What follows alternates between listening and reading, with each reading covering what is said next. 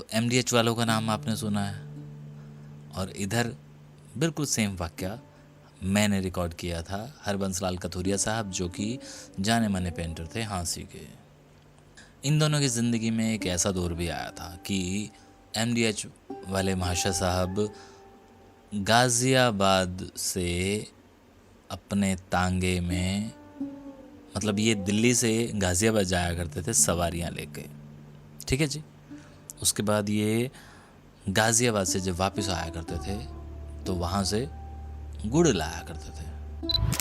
वो कहते हैं कि मैं सवारियां बिठाता था, एक नहीं दो दो, एक आगे एक पीछे, और उन सवारियों को मैं नहरों नहर, क्योंकि तब सड़कें नहीं थी, नहर के किनारे किनारे, नहर दे कंडे कंडे असा लै विंदे से सवारियां उत्थे, और वो जींद छोड़ देते थे। अब जींद से वापस आते हुए, अच्छा हाँ, इन्हें कितने पैसे मिलते थे? इन्हें मिलते थे, ਕੰਮ ਨਾ ਮਿਲੇ ਤੇ ਉਸ ਤੋਂ ਬਾਅਦ ਮੈਂ ਮਜ਼ਦੂਰੀ ਕੀਤੀ ਸਾਈਕਲਾਂ ਤੇ ਆਪਣਾ ਦੋ ਸਵਾਰੀਆਂ ਤੇ ਅੱਗੇ ਬੰਦੇ ਬਹਾ ਕੇ ਤੇ ਸਾਈਕਲ ਤੇ ਲੈ ਜਾਣ ਜੀ ਸਾਈਕਲ ਤੇ ਆਉਣਾ ਸੜਕਾਂ ਕੋਈ ਨਾ ਸਿਰਫ ਨਹਿਰ ਦੀ ਪਟੜੀ ਨਹਿਰ ਅੱਛਾ। ਤੇ ਸਾਈਕਲ ਆਪਣੇ ਕੋਲ ਹਾਈ ਜਾਂ ਕਿਰਾਏ ਦੀ ਲਈ ਹੋਈ ਆਈ? ਹਾਂ, ਸਾਈਕਲ ਆਪਣੇ ਕੋਲ ਆਈ। ਆਪਣੇ ਕੋਲ ਹਾਈ।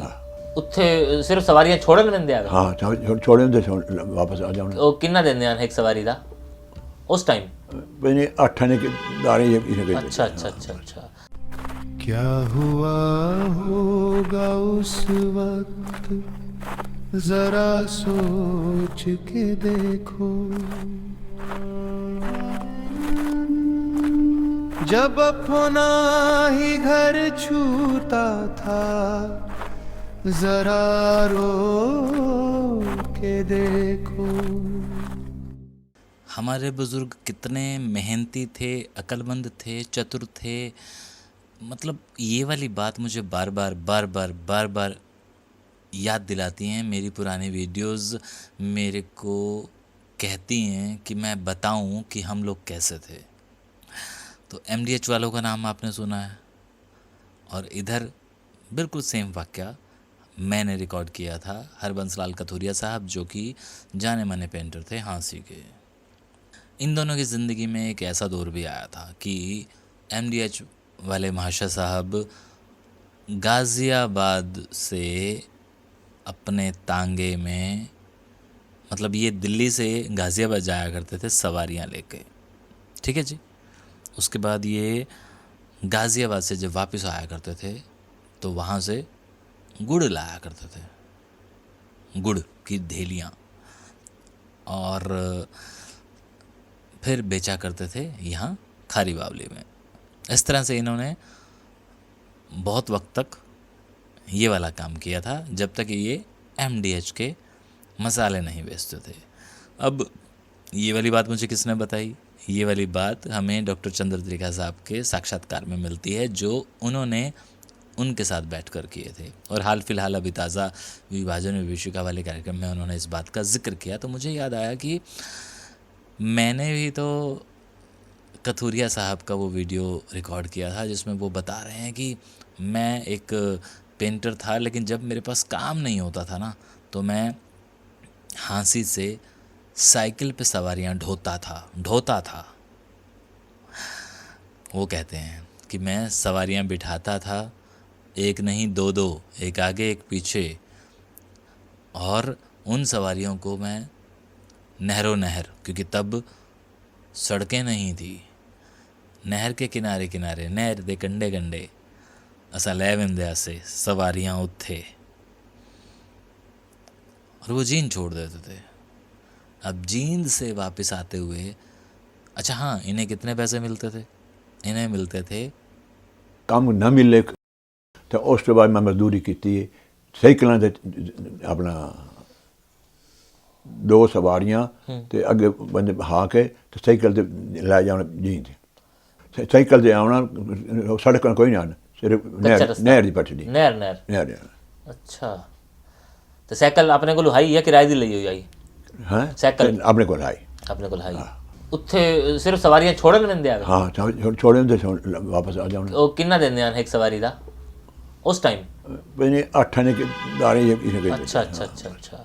और वो जो 50 पैसे थे वो वन साइडेड थे, अगर उन्होंने 1 रुपया कमा लिया तो ठीक, और वहाँ जिस काम से गए थे या वो काम नहीं करने गए थे तो लेकिन अब वापस आना था, तो थोड़ी रेस्ट के बाद जब वो वापस आते थे तो वहाँ अगर उन्हें सवारी मिल गई तो ठीक, सवारी ना मिली तो वो वहाँ से गुड़ की डेली लाते थे, ऐसा वो बताते हैं। वो यहाँ आके बिक जाता था, या कभी नमक ले आते थे तो वो यहाँ आके बिक जाता था। तो हमारे बुज़ुर्ग वाकई कमाल थे, वाकई ही कमाल थे, और हमारे लिए एक आइडल, हमारे लिए मतलब हमें ये बात सिखाते हैं कि जो आज का यूथ है, जो छोटी छोटी बातों पे ज़िद कर बैठता है, बात मनवाने के लिए मेहनत से कतराने वाला, हर चीज़ को यूं पाने की कोशिश रखने वाला, वो इन्हें कब समझेगा, इन्हें कब सुनेगा, इन्हें कब इस्तेमाल करेगा इनकी उन चीज़ों को कि हमें इस तरह से चीज़ें करनी हैं। इन्हें कब महसूस करेगा कि यही तो हमारे बुज़ुर्ग हैं। जब ये लोग इतने संवेदनशील भी हो सकते हैं, सहनशील भी हो सकते हैं, तो हम क्यों? बात ज़रा सोचने वाली है, लेकिन मैं अगर हंसते मुस्कुराते हुए इस बात को आप लोगों को बता रहा हूँ तो इसमें मेरे अंदरूनी जो खुशी है मैं उसको महसूस कर रहा हूँ कि मैं ऐसे कमाल के लोगों के साथ उठा बैठा हूँ और उनकी कहानियाँ उन्हीं की ज़बानी सुनी है, और मुझे खुशी है कि मैंने उन्हें छू के देखा है। कमाल थे हमारे बुज़ुर्ग, और ये लोग अपना एक इतिहास बना के गए हैं।